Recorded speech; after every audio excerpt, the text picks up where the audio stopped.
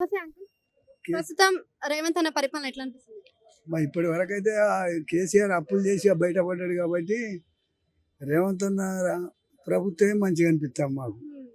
ఎందుకంటే కేసీఆర్ అన్ని అడ్డమైనవి అన్ని ప్లాన్లు వేసి దళిత బంధువు పెట్టి గొర్రె జీవాలని పెట్టి ఇవన్నీ చేసిండు.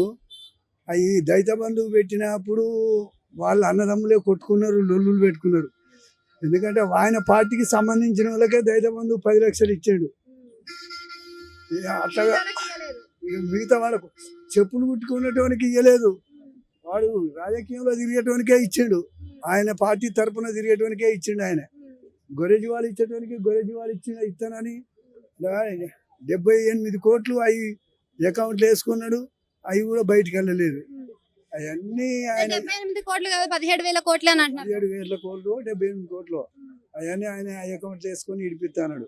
ఎలక్షన్ల ముందట కూడా దళిత బంధువులు ఎదురంటోనికి ఇస్తానని ఆశ పెట్టి అట్లా కూడా ఆయన మోసం చేసిండు. ఆయన చేసిన పనులేమో మాకైతే నచ్చలేదండి.